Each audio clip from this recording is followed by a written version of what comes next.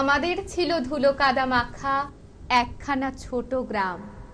আমাদের ছিল কাল বৈশাখী লিচু আর কালো জাম। আমাদের ছিল একখানা নদী, তার পাশে স্কুল। বৈশাখে ছিল রবীন্দ্রনাথ, জ্যৈষ্ঠীতে নজরুল। হ্যাঁ, সত্যিই তাই। আমাদের হৃদয়ে রবীন্দ্রনাথ এবং চেতনায় নজরুল ছিল, আছে এবং চিরকাল থেকে যাবে। নমস্কার, চ্যানেল ভিশন আয়োজিত ছন্দে ও কবিতায় অনুষ্ঠানে আপনাদের সকলকে জানাই স্বাগত। আজ আমরা কিছুটা সময় কবিগুরু রবীন্দ্রনাথ ঠাকুর এবং বিদ্রোহী কবি কাজী নজরুল ইসলামের কবিতার মধ্য দিয়ে তাদের শ্রদ্ধা জ্ঞাপন করব। আজ রয়েছি আমি সুপ্রীতি আদক। আজ আমরা পেয়েছি আমাদের এই অনুষ্ঠানে বিশিষ্ট আবৃত্তি শিল্পী শ্রীমতী মানসী ভৌমিককে। নমস্কার। নমস্কার। কেমন লাগছে দিদি আমাদের এই অনুষ্ঠানে এসে? আমার তো ভালো লাগছে। আচ্ছা, দিদির থেকেই তাহলে দিদির পরিচয়টা সরাসরি জেনে নিই। হ্যাঁ, আমি মানসী ভৌমিক, আমার বাড়ি সাঁতরাগাছি। আমি অ্যাকচুয়াল মেদিনীপুরের মেয়ে, আমার হাজব্যান্ডের বাড়ি সাঁতরাগাছি। ছোট থেকে আমি কবিতা ভীষণ ভালোবাসি এবং সেটা রবীন্দ্রনাথ এবং নজরুল কবিতাই বেশি ভালোবাসি। আচ্ছা, মাঝে অনেকটা টাইম গ্যাপ হয়ে গেছে, এখন বয়সের জন্যেও কিছুটা, তারপর বাড়িতে বাচ্চারা আছে তাদের সামলাতে এই সব কিছু করতে গিয়ে অনেকটা সময় গ্যাপ হয়ে গেছে। আচ্ছা। তো এখন আবার ইচ্ছে হয়েছে একটু কিছু করি, সেই কারণে আপনাদের এখানে আসা। অবশ্যই। তো এখানে সুযোগ পেয়ে আমার খুব ভালো লাগছে। বলুন, আজ শুরুতে আমাদের কি আবৃত্তি শোনাবেন? শুরুতেই আমি কবিগুরু রবীন্দ্রনাথ ঠাকুরের খুব প্রিয় একখানি কবিতা, আমার বাঁশি কবিতাটি শোনাবো। ঠিক আছে। কবিগুরু রবীন্দ্রনাথ ঠাকুরের বাঁশি। কিনু গোয়ালার গলি, দোতলা বাড়ির লোহার গড়াদে দেওয়া একতলা ঘর পথের ধারেই। লোনা ধরা দেওয়ালেতে মাঝে মাঝে ধসে গেছে বালি, মাঝে মাঝে স্যাঁতা পড়া দাগ। মার্কিন থানের মার্কা একখানা ছবি, সিদ্ধিদাতা গণেশের দরজার পরে আটা। আমি ছাড়া ঘরে থাকে আর একটা জীব, এক ভাড়াতেই সেটা টিকটিকি। তফাৎ আমার সঙ্গে এই শুধু, নেই তার অন্যের অভাব। বেতন 25 টাকা, সদাগারি অফিসের কনিষ্ঠ কেরানি। খেতে পাই দত্তদের বাড়ি, ছেলেকে পড়িয়ে। শিয়ালদা স্টেশনে যাই, সন্ধেটা কাটিয়ে আসি, আলো জ্বালাবার দায় বাঁচি। ইঞ্জিনের ধস ধস, বাঁশির আওয়াজ, যাত্রীর ব্যস্ততা, কুলি হাঁকাহাঁকি। 10:30 বেজে যায়। তারপর ঘরে এসে নিরালা নিঝুম অন্ধকার। ধলেশ্বরী নদী তীরে পিসিদের গ্রাম। তার দেওরের মেয়ে অভাগার সাথে তার বিবাহের ছিল ঠিকঠাক, লগ্ন শুভ, নিশ্চিত প্রমাণ পাওয়া গেল। সেই লগ্নে এসেছি পালিয়ে, মেয়েটা তো রক্ষে পেলে, আমি তথই বচ।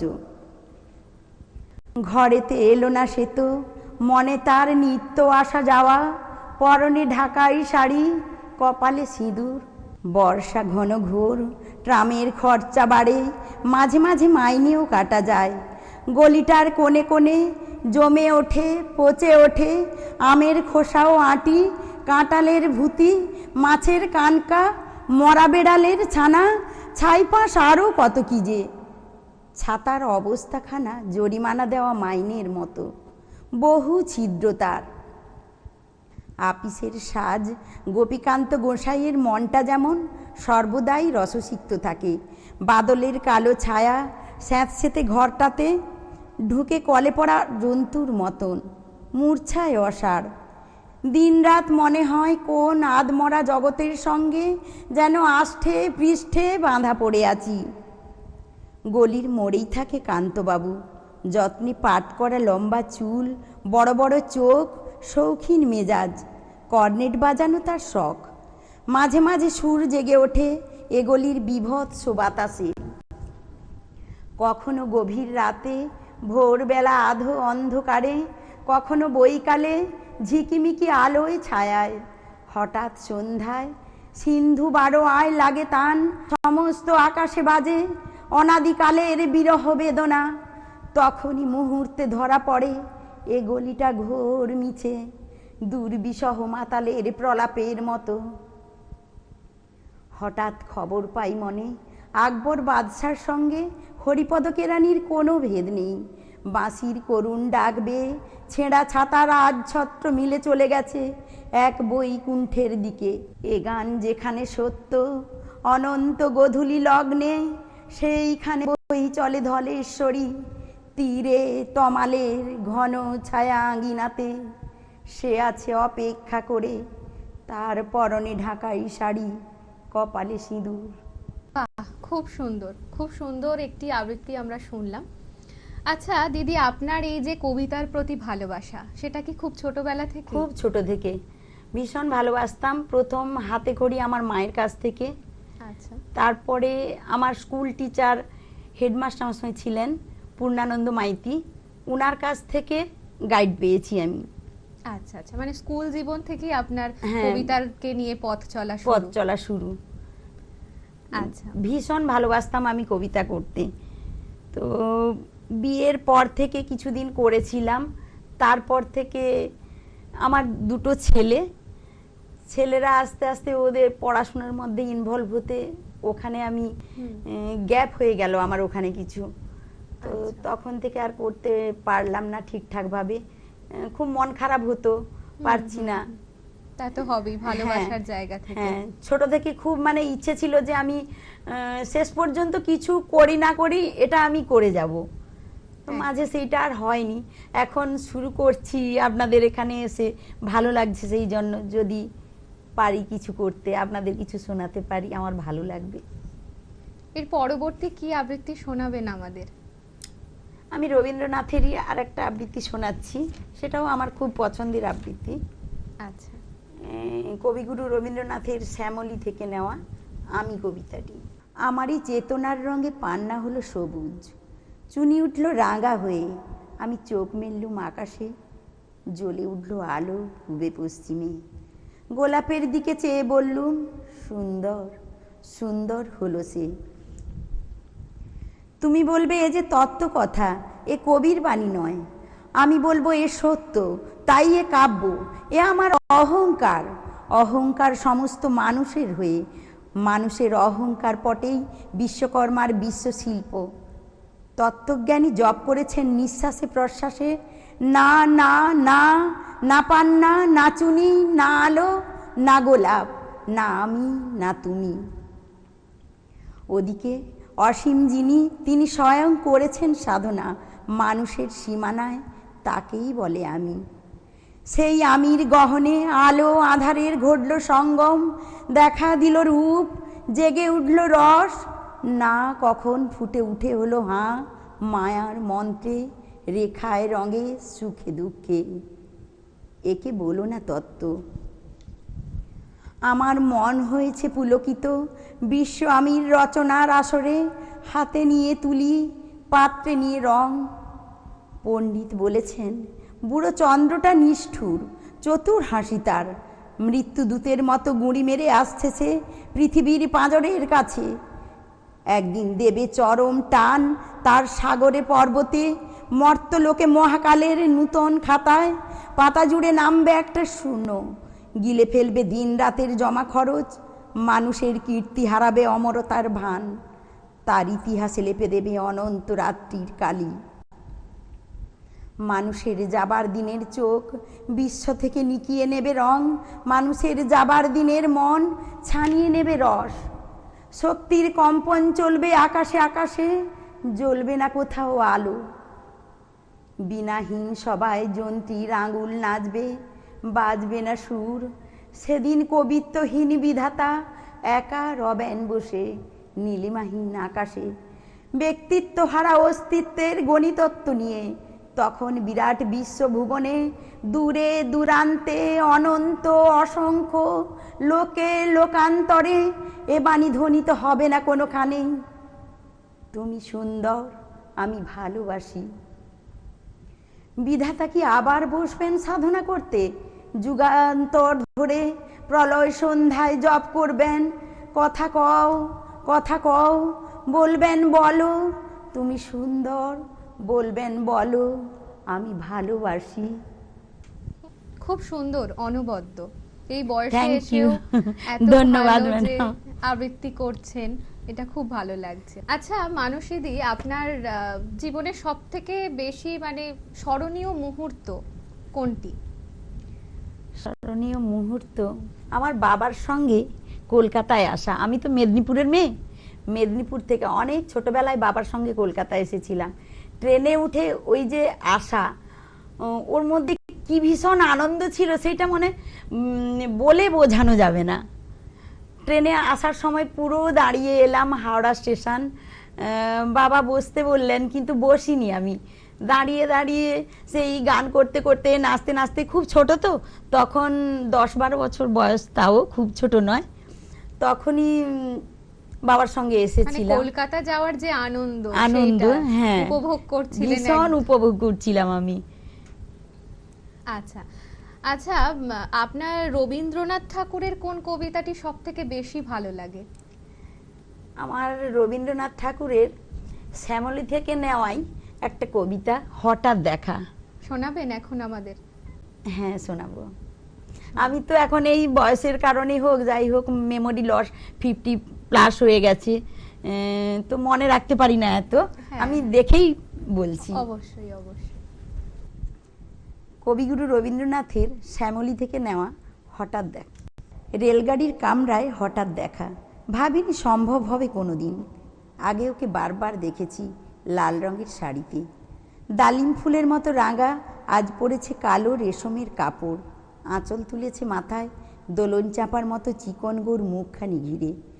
মনে হলো কালো রঙে একটা গভীর দূরত্ব ঘনিয়ে নিয়েছে নিজের চারদিকে, যে দূরত্ব সর্ষে ক্ষেতের শেষ সীমানায় শালবনের নীলাঞ্জনে। থমকে গেল আমার সমস্ত মনটা। চেনা লোককে দেখলেম অচেনায় গাম্ভীর্যে। হঠাৎ খবরের কাগজ ফেলে দিয়ে আমাকে করলে নমস্কার। সমাজবিধির পথ গেল খুলে, আলাপ করলেন শুরু। কেমন আছো, কেমন চলছে সংসার ইত্যাদি। সে রইল জানালার বাইরের দিকে চেয়ে, যেন কাছের দিনের ছোঁয়াচ পড়া হওয়া চাউনিতে। দিলে অত্যন্ত ছোট দুটো একটা জবাব, কোনোটা বা দিলেই না। বুঝিয়ে দিলে হাতের অস্থিরতায়, কেন এসব কথা, এর চেয়ে অনেক ভালো চুপ করে থাকা। আমি ছিলাম অন্য বেঞ্চিতে ওর সাথীদের সঙ্গে। এক সময়ে আঙুল নেড়ে জানালে কাছে আসতে, মনে হলো কম সাহস নয়। বসলুম ওর এক বেঞ্চিতে, গাড়ির আওয়াজের আড়ালে বললে মৃদু স্বরে, কিছু মনে করো না, সময় কোথা সময় নষ্ট করবার। আমাকে নামতে হবে পরের স্টেশনে, দূরে যাবে তুমি, দেখা হবে না আর কোনো দিনই। তাই যে প্রশ্নটার জবাব এতকাল থেমে আছে, শুনবো তোমার মুখে। সত্য করে বলবে তো? আমি বললাম বলবো। বাইরের আকাশের দিকে তাকিয়েই শুধলো, আমাদের গেছে যেদিন একেবারেই কি গেছে, কিছুই কি নেই বাকি। একটুকু রইলেম চুপ করে, তারপর বললেম, রাতের সব তারাই আছে দিনের আলোর গভীরে। খটকা লাগলো, কি জানি বানিয়ে বললেম নাকি। ও বললে থাক, এখন যাও ওদিকে। সবাই নেমে গেল পরের স্টেশনে, আমি চললেম একা। খুব সুন্দর, খুব সুন্দর আবৃত্তি আমরা শুনলাম। ধন্যবাদ দিদি। নজরুল ইসলামের কোন কবিতা আবৃত্তি আপনার সব থেকে বেশি ভালো লাগে? নজরুল ইসলামের সাম্যবাদী কবিতাটি আমার খুব ভালো লাগে। আচ্ছা, ওটা কি শোনাবেন আমাদের? ওটা করতেও আমি খুব ভালোবাসি। বিদ্রোহী কবি কাজী নজরুল ইসলামের সাম্যবাদী কবিতাটি পাঠ করে শোনাচ্ছি আমি। ওটা আমার খুব প্রিয় কবিতা। গাহি সাম্যের গান, যেখানে আসিয়া এক হয়ে গেছে সব বাধা ব্যবধান, যেখানে মিশেছে হিন্দু বৌদ্ধ মুসলিম খ্রিস্টান। গাহি সাম্যের গান। কে তুমি? পার্সি, জৈন, ইহুদি, সাঁওতাল, ভিল, গারো, কনফুসিয়াস, চারবাক চেলা? বলে যাও, বলো আরো, বন্ধু যা খুশি হও। পেটে পিঠে কাঁধে মগজে যা খুশি পুঁথি ও কেতাব বও, কোরআন পুরাণ বেদ বেদান্ত বাইবেল ত্রিপিটক জেন্দা বেস্তা গ্রন্থ সাহেব পড়ে যাও যত শখ। কিন্তু কেন এই পণ্ডশ্রম, মগজে আনিচ শুল, দোকানে কেন এই দর কষাকষি, পথে ফুটে তাজা ফুল। তোমাতে রয়েছে সকল কেতাব সকল কালের জ্ঞান, সকল শাস্ত্র খুঁজে পাবে সখা, খুলে দেখো নিজ প্রাণ। তোমাতে রয়েছে সকল ধর্ম সকল যুগাবতার, তোমার হৃদয় বিশ্ব দেউল সকলের দেবতার। কেন খুঁজে ফেরো দেবতা ঠাকুর মৃত পুঁথি কঙ্কালে, হাসিছেন তিনি অমৃত হিয়ার নিভৃত অন্তরালে। বন্ধু বলিনি ঝুট, এইখানে এসে লুটাইয়া পড়ে সকল রাজমুকুট। এই হৃদয়ই সে নীলাচল কাশী মথুরা বৃন্দাবন, বুদ্ধ গয়ায়ে জেরুজালেমে মদিনা কাবা ভবন। মসজিদ এই মন্দির এই গির্জা এই হৃদয়, এইখানে বসে ঈশা মুসা পেল সত্যের পরিচয়। এই রণভূমে বাঁশির কিশোর গাহিলেন মহাগীতা, এই মাঠে হলো মেসের রাখাল নবীরা খোদার মিতা। এই হৃদয়ের ধ্যান গুয়া মাঝে বসিয়া সাক্ষ্যমুনি, ত্যাজিল রাজ্য মানবের মহাবেদনার ডাক শুনি। এই কন্দরে আরব দুলাল শুনিতেন আহ্বান, এইখানে বসি গাহিলেন তিনি কোরআনের সামগান। মিথ্যা শুনিনি ভাই, এই হৃদয়ের চেয়ে বড় কোনো মন্দির কাবা নাই। সত্যি বিভেদহীন এই সমাজে সংহতির গান শোনান নজরুল। আচ্ছা দিদি, আপনি অবসর সময়ে কি করেন? আমি অবসর সময়ে এই কবিতা যেহেতু আমার খুব প্রিয়, আমি এই সঞ্চয়িতা পড়ি, নজরুলের সঞ্চিতা পড়ি, এইগুলো নিয়েই সময় কাটাই। আচ্ছা, আমার ভালো লাগে।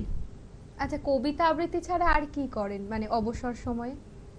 টুকটাক একটু নাচ করি, গান করি, নিজে নিজেই। বাহ, খুব ভালো। এইভাবেই তো আনন্দে নিজেদের রাখতে পারবো আমরা। আচ্ছা দিদি, আপনার জীবনের সব থেকে মজার বা আনন্দের মুহূর্ত এবং একটি সব থেকে দুঃখের মুহূর্ত কি ছিল যদি বলেন? হ্যাঁ, আমার আনন্দের মুহূর্ত ছিল আমার যখন বড় ছেলে হলো, তখন মানে ভীষণ অন্যরকম ধরনের এক আনন্দ অনুভব করেছিলাম। সেই আনন্দটা কাউকে বলে বোঝানো যাবে না, সেটা একদম নিজের। আর দুঃখের বললেন, দুঃখের বলতে আমার কাছে সবচেয়ে কষ্টের দুঃখের যেটা হলো সেটা আমার বাবার চলে যাওয়া। সেটা আমি আজও মেনে নিতে পারিনি। বাবা 2022 এপ্রিলের 2 তারিখ চলে গেছেন আমাদের ছেড়ে। সেটা আমি এখনও মানতে পারি না, যার জন্যে আমার ঘুমোতে পারি না, আমি খাওয়া দাওয়া ঠিকঠাক করতে পারি না, কোনোভাবেই মেনে নিতে পারি না। জানি বাবার বয়স হয়েছিল, কিন্তু তাও সব সময় মনে হতো যেন বাবা থাকবেন, বাবা আমাদের ছেড়ে যাবেন না। মা চলে গেছেন অনেক দিন আগে, আজ থেকে 30 বছর আগে মা চলে গেছেন। মায়ের সঙ্গে সময় কাটিয়েছি 20 বছর বয়স পর্যন্ত। 1 থেকে 5 বছর বয়স তো বাচ্চাদের সেটা মনেই নেই। তারপর থেকে সময়টা মায়ের সঙ্গে কাটিয়েছি। তবে মা ছিলেন তো গাইডার, মা পুরোটাই তৈরি করেছেন আমাদের। তারপরে 30 বছর বাবার সঙ্গে কাটালাম।